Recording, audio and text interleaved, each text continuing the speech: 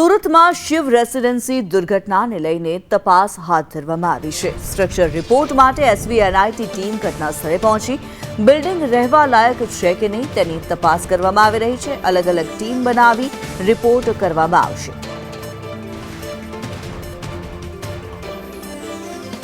Shiv રેસિડેન્સીના structure report માટે SVNIT team ઘટના સ્થળે પહોંચી છે। આ બિલ્ડિંગ રહેવા લાયક છે કે નહીં તેના તમામ પાસા ચકાસવામાં આવી રહ્યા છે। એસવીએનઆઈટીની ટીમ દ્વારા સઘન તપાસ કરવામાં આવી રહી છે।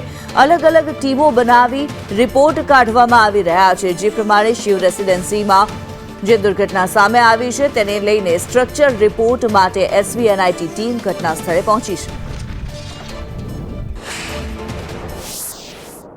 શિવ રેસિડેન્સીમાં જે ઘટના બની છે તેના સ્ટ્રક્ચર રિપોર્ટ માટે અત્યારે સુરતની એસવીએનઆઈટીની ટીમ છે તે આવી પહોંચી છે। આપણે તેમની સાથે વાત કરીશું। સાહેબ, અત્યારે શું ચકાસવામાં આવી રહ્યું છે, કઈ રીતના બિલ્ડિંગની પરિસ્થિતિ છે અને કઈ રીતના રિપોર્ટ નીકાળવામાં આવશે? અત્યારે એ જોવે છે કે જે આ બનાવ બન્યો એનાથી અત્યારે જે એક્શન્સ લીધા છે એ બધા એક્શન્સ કેવા બરાબર લીધા છે કે નથી લીધા, એના અત્યારે બધું સ્ટેબલ કન્ડિશનમાં છે કે નહીં, એની અમે લોકો અત્યારે વિઝ્યુઅલ ઇન્સ્પેક્શન કરે છે અને ડિટેલ આખી જે સ્ટડી આવશે એ થોડા ટાઈમ પછી અમે લોકો પાછું સબમિટ કરશું। પ્રાથમિક દ્રષ્ટિએ આપને શું લાગી રહ્યું છે, કારણ કે તિરાડો દેખાઈ રહી છે, પ્રેશર બેર કરી શકશે આ બિલ્ડિંગ?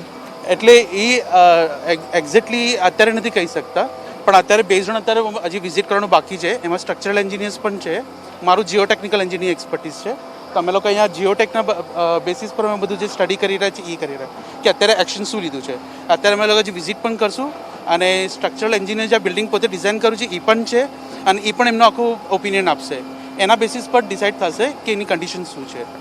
સ્ટ્રક્ચરલ એન્જિનિયર છે તેમની સાથે વાત કરીશું। સાહેબ, શું લાગી રહ્યું છે આપને પ્રાથમિક દ્રષ્ટિએ જોતા કે આ બિલ્ડિંગ છે એ પ્રેશર બેર કરી શકે છે? આ બિલ્ડિંગમાં લોકો વસવાટ ફરીથી કરી શકશે? અત્યારે તો સ્ટેબલ છે। અમે જે આમાં મેઇન પ્રોબ્લેમ સોઇલનો છે, એટલે સોઇલનું ટ્રીટમેન્ટ પ્રોપર થઈ જાય એટલે ઓટોમેટિક એ સ્ટેબલ થશે જ। છતાં આ જ્યારે બનાવ બન્યો તો એના 13 માળનું અમે નિરીક્ષણ રૂબરૂ કરીશું અને બીમ કોલમ ચકાસીશું કે કંઈ ઇફેક્ટ છે કે નહીં, સ્ટ્રક્ચરલ મેમ્બર બરાબર। સાહેબ, કેટલો પેરામીટર હોવો જોઈએ, ડિસ્ટન્સ કેટલું હોવું જોઈએ જેથી કરીને આવી બિલ્ડિંગ હોય તો પાછળ બાજુમાં બિલ્ડિંગ બનાવે તો એનું જે પ્રેશર છે તે બેર કરી શકે? હા, એવું ડિસ્ટન્સ માટે તો આ તો એક પ્લાનિંગનો ઇસ્યુ થયો।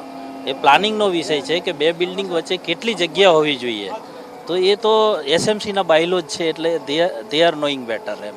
અત્યારે ફાઇનલી તમને પૂછવા માંગીશ કે શું લાગી રહ્યું છે, આ લોકો ફરીથી વસવાટ કરી શકે એવી પરિસ્થિતિ દેખાઈ રહી છે?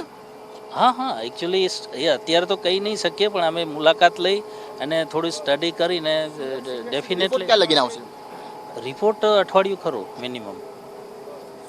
બિલકુલ, આ એસવીએનઆઈટીના જે સ્ટ્રક્ચર રિપોર્ટ કરવા માટે આવ્યા છે ટીમ છે તે આખી એન્જિનિયર છે તે આવી પહોંચ્યા છે અને અત્યારે તમામ જે પાસા છે તે ચકાસી રહી છે અને રિપોર્ટ કરવામાં આવી રહ્યા છે કે ખરેખર આ બિલ્ડિંગ હવે રહેવા લાયક છે કે તે નથી। આ તમામ પાસાઓ હાલ તપાસવામાં આવી રહ્યા છે। કેમેરા પર્સન ભૂષણ ચૌધરી સાથે મનીષ પરમાર, સંદેશ ન્યૂઝ, સુરત।